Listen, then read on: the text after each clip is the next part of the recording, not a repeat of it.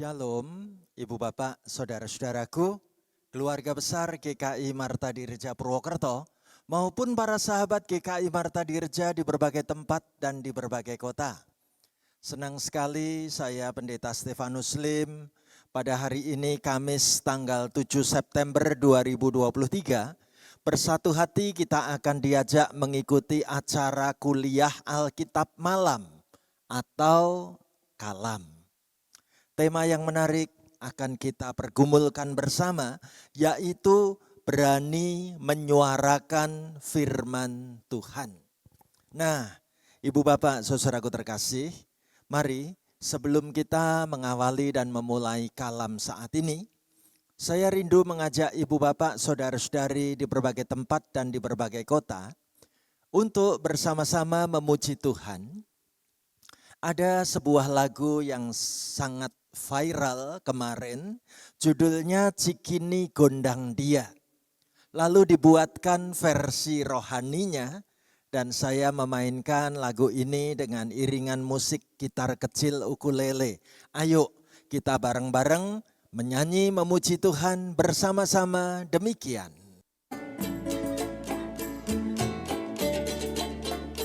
Filipi ke Galilea, ku jadi berarti gara-gara dia.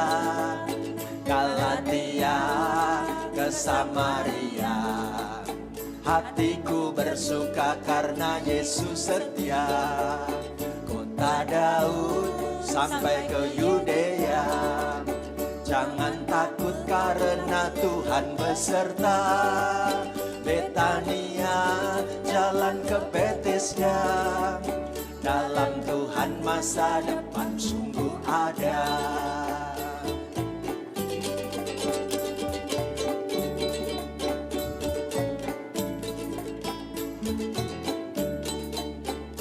Filipi ke Galilea, ku jadi berarti gara-gara dia. Galatia ke Samaria, hatiku bersuka karena Yesus setia. Kota Daud sampai ke Yudea, jangan takut karena Tuhan beserta.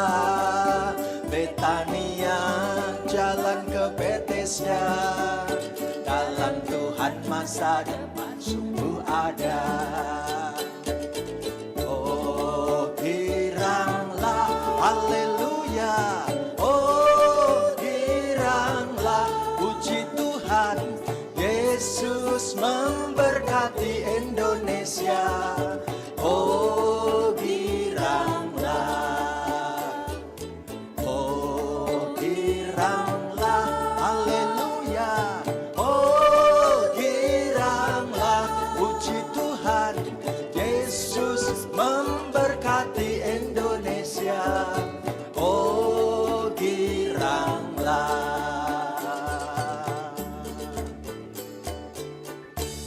Puji Tuhan. Ya. Ibu Bapak, saudaraku terkasih, sekarang ayo kita membuka di dalam doa bersama-sama. Mari kita berdoa. Terima kasih Tuhan, hidup kami menjadi berarti karena Engkau Tuhan Yesus setia. Ajari kami juga boleh peka terhadap kehendak firman-Mu. Ajari kami mengerti maksud-maksud kehendak-Mu Tuhan. Pakailah hamba-Mu menyatakan kebenaran firman-Mu melalui acara kalam saat ini. Berkatilah pelayanan firman sebentar lagi. Kami rindukan sabda-Mu, kami nantikan firman-Mu diberitakan memberkati hidup kami dalam nama Tuhan Yesus Kristus. Haleluya. Amin. Ibu Bapak, saudaraku terkasih, hari ini kita akan belajar mengenai berani menyuarakan firman Tuhan. Ketika kita mendasarkan pada pembacaan Alkitab dari kitab 1 Samuel 3 ayat pertama sampai dengan kitab 1 Samuel 4 ayat 1a. Nah, Ibu Bapak, saudaraku terkasih, Bacaan firman hari ini adalah sebuah kisah cerita bagaimana Samuel yang masih muda belia dipersiapkan Tuhan untuk mendengar dan mengerti suara Tuhan. Namun ternyata untuk mendengar atau mengerti suara Tuhan, Samuel masih harus belajar banyak. Nah, bicara soal belajar mendengar dan memahami, saya senang sekali ada sebuah video yang mau mengajak kita bisa menebak bersama-sama. Kira-kira ini suara apa ya? Nanti cepet-cepetan menebaknya ya. Ayo kita perhatikan video ini bersama-sama demikian. Suara apakah ini? Ya, ternyata ini suara seekor sapi. Ya, menarik. Kita cek lagi. Suara apakah ini? Apa ya? Oh, ternyata suara air hujan. Keren. Kita belajar menerka dan menebak suara apakah ini. Ya, pasti kita segera tahu itu suara mobil ambulans yang menyalakan sirinanya. Oke, kita cek lagi. Kalau yang ini, suara apa ini? Ya, kita tahu ini pasti suara ayam jantan berkokok. Ya, oke, kita cek lagi. Suara apakah ini?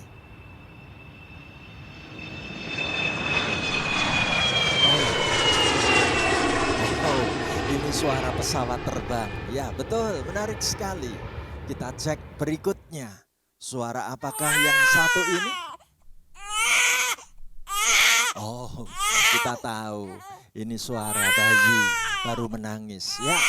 Oke, sekarang kita lanjut cek suara apakah ini. Ya, kita segera tahu itu suara anjing menyalak atau menggonggong ya. Oke, menarik. Coba kalau yang ini kita tebak suara apakah ini. Oh, ternyata suara babi baru menguik-nguik gitu ya. Menarik sekali. Coba kita lanjut.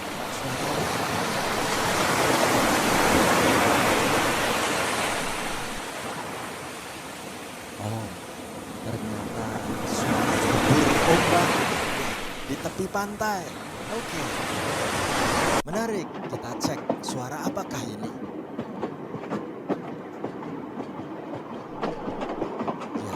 Benar, suara kereta api, keren. Ya. Sekarang kita coba cek berikutnya. Suara apakah ini?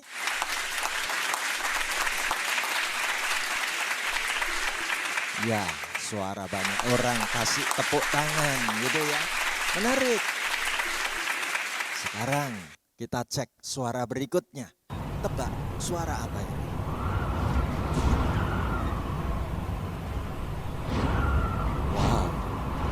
Suara gemuruh angin kencang sekali. Ya, oke. Kita lihat sama-sama. Hari ini belajar bagaimana kita menerka suara apa atau suara siapa. Ya, oke. Baik Ibu Bapak Saudaraku, mari kita masuk ke dalam pembacaan Alkitab yang kita teliti bagian demi bagian. Ya. Di bagian pertama lebih dahulu, saya ajak Ibu Bapak Saudara-saudari membaca firman Tuhan bareng saya. 1 Samuel 3 ayat pertama bersama-sama begini. Samuel yang muda itu menjadi pelayan Tuhan di bawah pengawasan Eli. Pada masa itu firman Tuhan jarang, penglihatan-penglihatan pun tidak sering. Bapak Ibu saudaraku terkasih, pasti di awal ini kita bertanya-tanya dan mencoba untuk mengerti siapa Samuel yang dititipkan kepada Imam Eli. Pasti di antara kita mengetahui orang tua Samuel adalah Elkana dan Hana. Dulu bagaimana Hana menangis karena sekian lamanya dia disebut sebagai perempuan mandul. Sampai akhirnya Elkana sebagai suami mengambil istri kedua yang bernama Penina. Dan ternyata Penina sang istri muda ini terus-menerus membuli Hana ketika Penina sudah memiliki anak dari suaminya yaitu Elkana. Lihatlah gambar ini, sampai-sampai Hana menangis. Hana sedih, Hana merasa sebagai perempuan, benarkah aku tidak bakal bisa punya anak? Tetapi Alkitab menceritakan kepada kita, ketekunan Hana datang ke dalam rumah Tuhan. Hana terus-menerus menangis dan berdoa kepada Tuhan. Dan ternyata Tuhan mendengar seruan suara doa anaknya ini. Hana akhirnya dikaruniai Tuhan seorang anak laki-laki yang diberi nama Samuel. Apa yang menarik? Ibu bapak saudaraku, ternyata Hana pernah mengucapkan sebuah nazar, janji iman. Kalau Tuhan beri aku anak laki-laki, maka anak sulungku ini akan aku persembahkan kepada Tuhan. Ini adalah pemberianku sebagai wujud ucapan syukurku. Karena Tuhan sudah memberi aku anak. Biarlah anak sulungku akan menjadi seorang hamba Tuhan. Menjadi pelayan Tuhan. Dan Alkitab mencatat Samuel sejak dari kecil masih sangat muda. Dia diserahkan, dititipkan untuk dijagai, dirawat, dan ditunggui oleh keluarga hamba Tuhan yang bernama Imam Eli. Ada beberapa penafsir memberitahu, saat itu usia Samuel kemungkinan baru 3 tahun.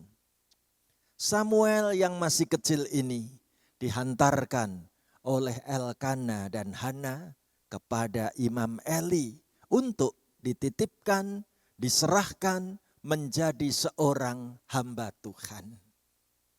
Apa yang terjadi saudaraku? Di bawah pengawasan Imam Eli, Samuel kecil ini terus bertumbuh dalam komunitas keluarga pelayan Tuhan. Bagaimana Samuel bertumbuh dengan karakter yang sangat baik. Sehingga Samuel disukai Tuhan dan disukai oleh banyak orang. Sangat berbeda dengan anak-anak kandungnya Imam Eli. Yaitu 2 orang anak laki-laki yang sudah besar. Namanya Hofni dan Pinehas. Bagaimana Hofni dan Pinehas itu justru melakukan perbuatan-perbuatan yang sangat buruk. Merampas persembahan yang mestinya diberikan untuk Tuhan. Bagaimana ketika umat datang membawa daging korban, malah daging itu yang mereka makan dan bukan diberikan untuk Tuhan. Inilah sikap Hofni dan Pinehas, anak-anak dari Imam Eli. Tapi puji Tuhan, Samuel tetap sanggup menjaga kualitas hidupnya supaya ia tidak terpengaruh dengan tindakan-tindakan serong yang dilakukan oleh anak-anak Imam Eli. Apa yang Alkitab ceritakan? Yuk kita perhatikan, berikutnya kita baca ayat yang kedua. Pada suatu hari Eli yang matanya mulai kabur dan tidak dapat melihat dengan baik sedang berbaring di tempat tidurnya. Ibu bapak saudaraku, Imam Eli sudah makin lanjut usia. Penglihatannya sudah kabur atau rabun. Mungkin kita katakan Imam Eli kalau sekarang berarti menderita katarak. Lihat apa-apa sudah enggak jelas lagi. Dan saat itu dikatakan bagaimana Imam Eli saat itu mulai tidur-tiduran berbaring di ranjangnya. Lalu apa yang terjadi saudaraku? Mari kita baca ayat 3 dan ayat 4 ya. Alkitab mengatakan lampu rumah Allah belum lagi padam.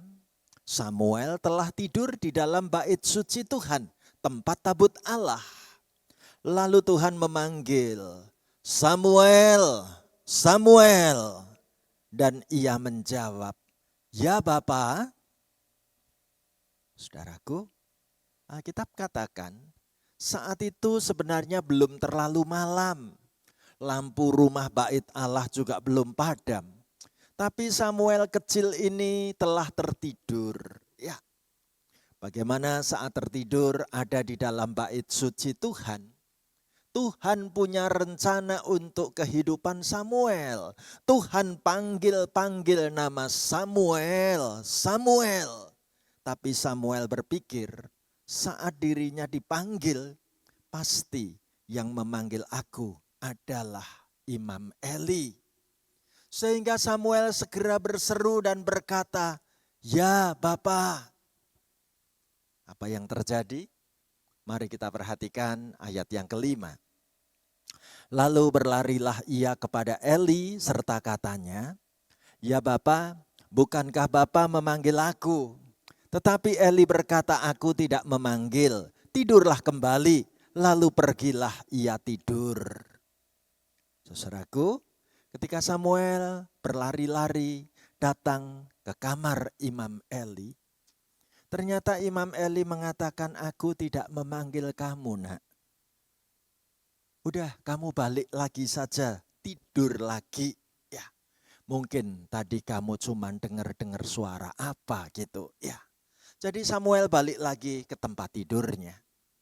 Tapi apa yang terjadi? Kita perhatikan ayat yang ke-6, kita baca bareng-bareng ya. Dan Tuhan memanggil Samuel sekali lagi. Samuel pun bangunlah lalu pergi mendapatkan Eli serta berkata, ya Bapa, bukankah Bapa memanggil aku? Tetapi Eli berkata, aku tidak memanggil anakku, tidurlah kembali.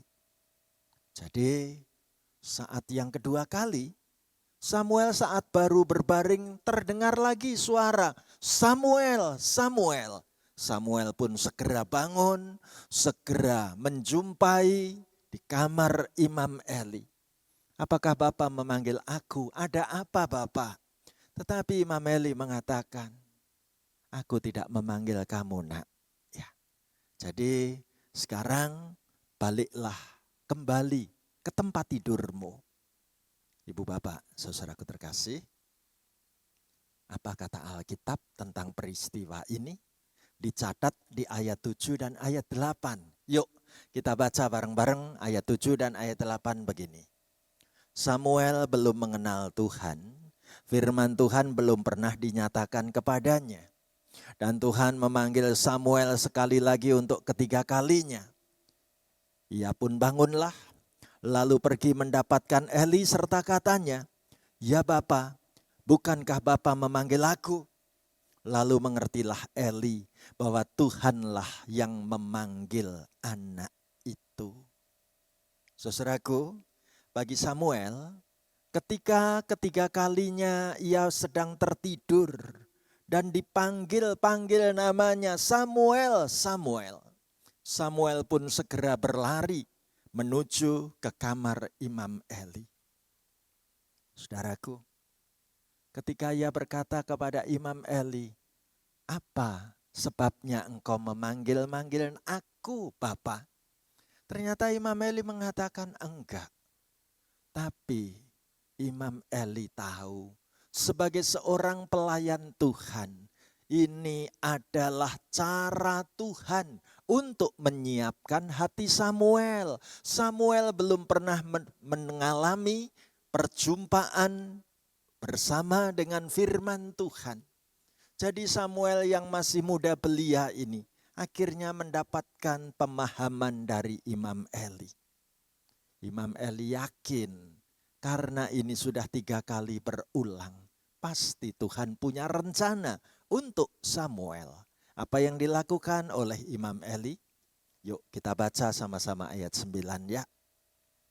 Sebab itu berkatalah Eli kepada Samuel, pergilah tidur dan apabila ia memanggil engkau katakanlah, berbicaralah Tuhan sebab hambamu ini mendengar.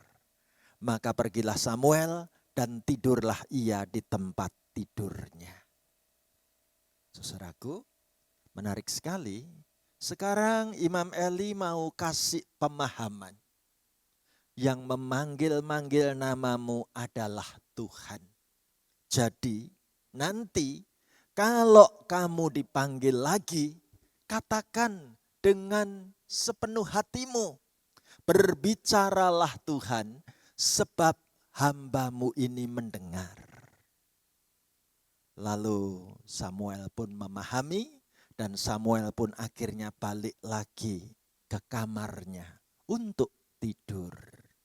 Tapi apa yang terjadi saudaraku? Yuk kita baca ayat 10 sama-sama. Lalu datanglah Tuhan berdiri di sana dan memanggil seperti yang sudah-sudah. Samuel, Samuel. Dan Samuel menjawab, berbicaralah sebab hambamu ini mendengar. Menarik sekali. Samuel sekarang sudah disiapkan oleh Imam Eli. Bahwa yang memanggil aku adalah Tuhan. Sehingga Samuel dengan berdiri, ia menatap dan menghadap serta berkata, berbicaralah Tuhan, sebab hambamu ini mendengar. Benarkah Tuhan mau berbicara kepada Samuel? Kira-kira firman-firman apa yang Tuhan mau sampaikan untuk Samuel? Ayo kita perhatikan mulai dari ayat 11 ya. Kita baca berturut-turut demikian. Lalu berfirmanlah Tuhan kepada Samuel, ketahuilah aku akan melakukan sesuatu di Israel sehingga setiap orang yang mendengarnya akan bising kedua telinganya. Pada waktu itu aku akan menepati kepada Eli segala yang telah kufirmankan tentang keluarganya dari mula sampai akhir. Samuel mendapat firman yang Tuhan maksudkan adalah berbicara mengenai Imam Eli dan keluarganya. Samuel kaget bahwa Tuhan pernah berbicara banyak kepada Imam Eli tentang keluarganya. Maka Samuel pun mencoba memperhatikan apa yang Tuhan mau sampaikan. Mari kita lihat ayat 13 ya. Sebab telah kuberitahukan kepadanya bahwa aku akan menghukum keluarganya untuk selamanya karena dosa yang telah diketahuinya, yakni bahwa anak-anaknya telah menghujat Allah, tetapi ia tidak memarahi mereka. Imam Eli pernah diberitahu perbuatan Hofni dan Pinehas, tetapi ternyata Imam Eli lemah. Tidak berani menegur anak-anaknya. Tidak berani mendidik dan mengajar anak-anaknya dengan keras. Ya. Dan Tuhan kecewa. Mana buktinya?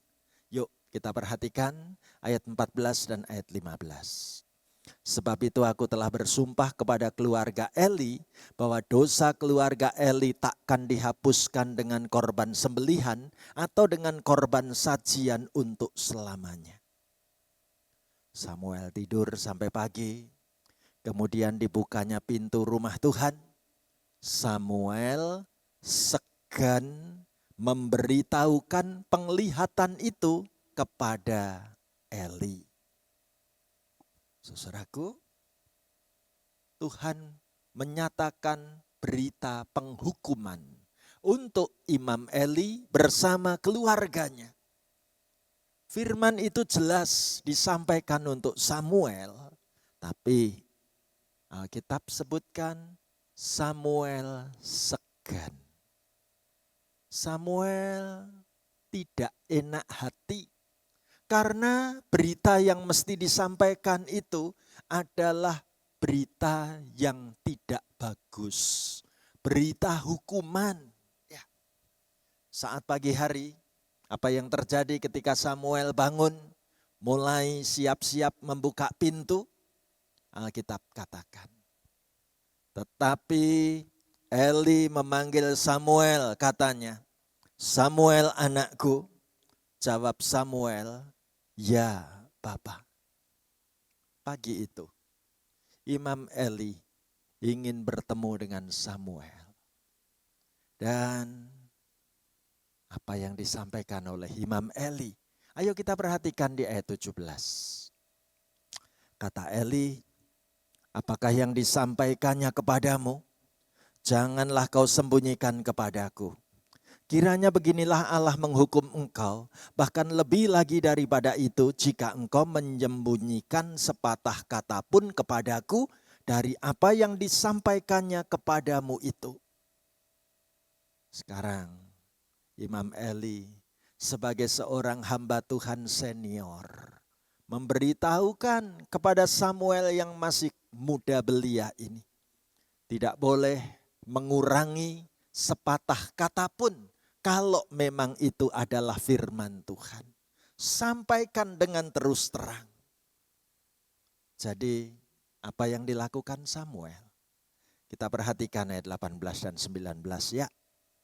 Lalu Samuel memberitahukan semuanya itu kepadanya dengan tidak menyembunyikan sesuatu pun. Kemudian Eli berkata, "Dia Tuhan, biarlah diperbuatnya apa yang dipandangnya baik." Dan Samuel makin besar dan Tuhan menyertai dia, dan tidak ada satupun dari firman-Nya itu yang dibiarkannya gugur. Puji Tuhan. Samuel akhirnya berani menyatakan apa firman Tuhan. Walaupun itu adalah teguran, walaupun itu beritanya adalah penghukuman, walaupun itu adalah semacam kutukan Allah, Samuel mesti menyampaikannya. Dan sejak saat itu Alkitab katakan Samuel terus makin bertumbuh. Dan apa yang dicatat dalam Alkitab? Bagian terakhir kita baca dari ayat 20 sampai dengan pasal 4 ayat 1a ya. Yuk kita baca sama-sama begini. "Maka tahulah seluruh Israel dari Dan sampai Beersheba bahwa kepada Samuel telah dipercayakan jabatan Nabi Tuhan. Dan Tuhan selanjutnya menampakkan diri di Silo, sebab ia menyatakan diri di Silo kepada Samuel dengan perantaraan firman-Nya, dan perkataan Samuel sampai ke seluruh Israel." Puji Tuhan, Samuel yang dulu masih muda belia, sekarang bertumbuh menjadi pemuda dewasa. Dia siap untuk berani menyuarakan firman Tuhan. Dan sungguh Samuel dipilih menjadi seorang nabi Tuhan, penyambung suara Allah, yang tugasnya mesti menyuarakan apa yang menjadi kehendak firman Tuhan.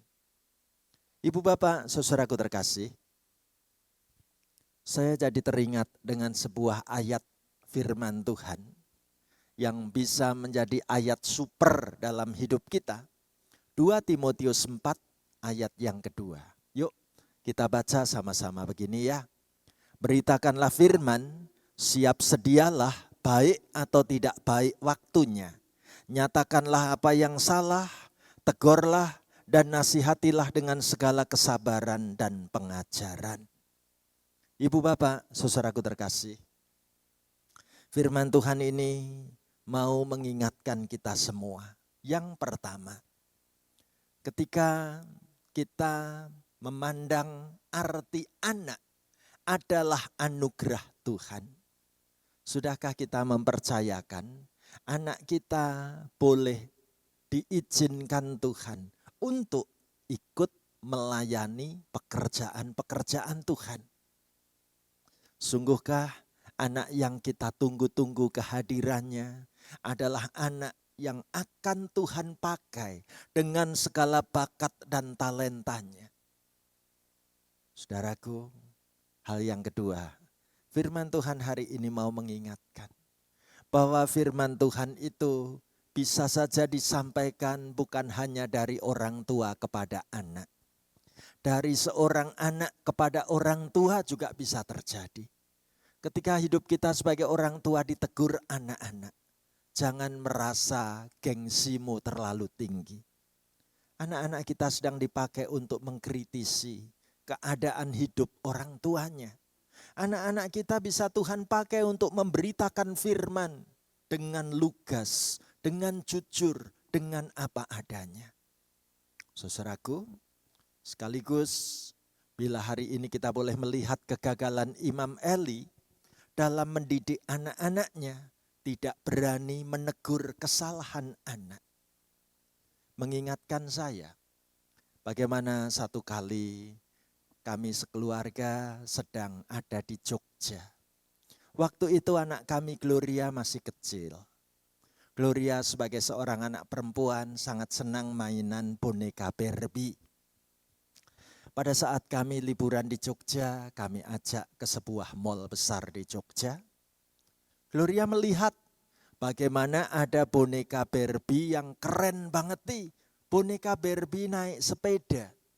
Dan Gloria saat itu menangis, minta supaya boneka Barbie itu dibeli. Saya melihat lebih dulu harganya. Begitu lihat harganya saya kaget. Ternyata harga boneka Barbie itu mahal banget nih. Ratusan ribu. Saya mengatakan, Gloria, kita nggak usah beli boneka Barbie. Apa yang dilakukan anak saya yang waktu itu masih kecil, dia menangis. Pokoknya minta. Ya, sudah mulai nangisnya duduk di lantai. Nah, segera saya dekati Gloria sambil ngomong apa. Gloria, kamu lihat ya, Papa kalau di gereja kan seneng banget dipegang mic. Ya, tuh kamu dengar. Ada pengumuman itu pakai mic. Papa akan pinjem mic-nya. Papa akan kasih pengumuman. Bapak, Ibu, saudara-saudara lihat. Di sini ada anak perempuan kecil baru nangis. Mau duduk di lantai. Mungkin sebentar lagi guling-guling di lantai. Hanya gara-gara minta dibeliin boneka Barbie.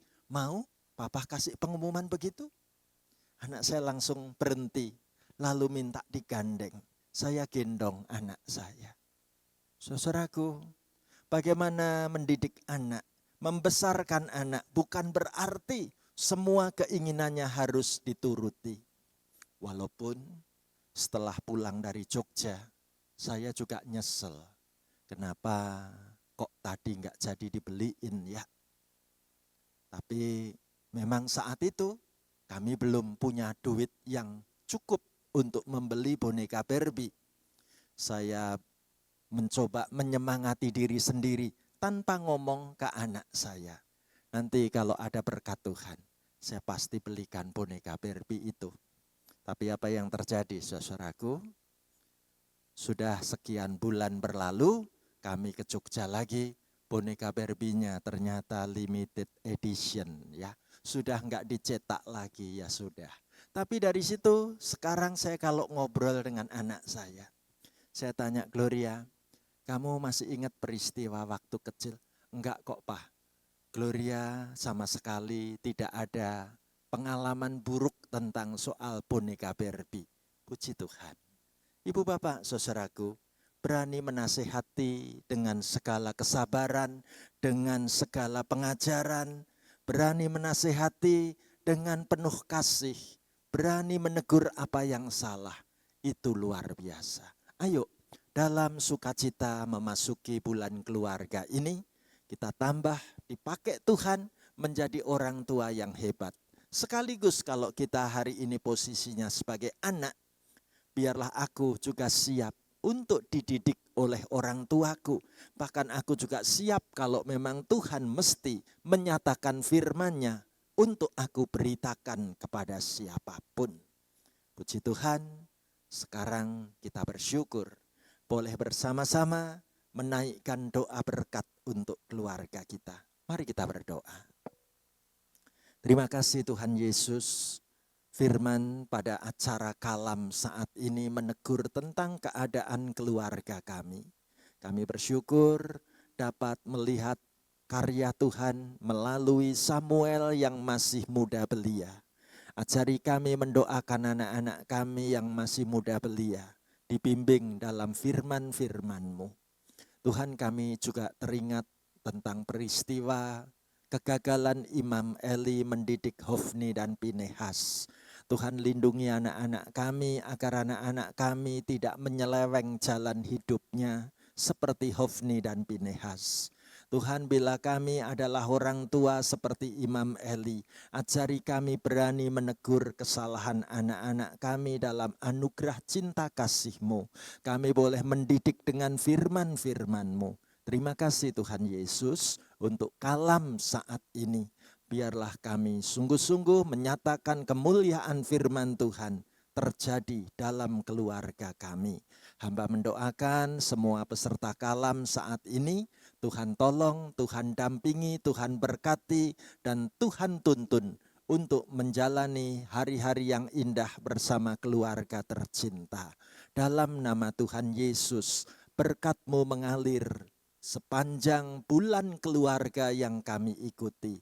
Terpujilah nama-Mu Tuhan Yesus, kami datang berdoa dan mengucap syukur di dalam nama Tuhan Yesus. Haleluya. Amin. Ibu bapak saudaraku, sampai di sini acara kalam kita. Berkat Tuhan menyertai rumah tangga dan keluarga kita, dimanapun kita berada. Sampai kita bertemu kembali, Tuhan beserta kita.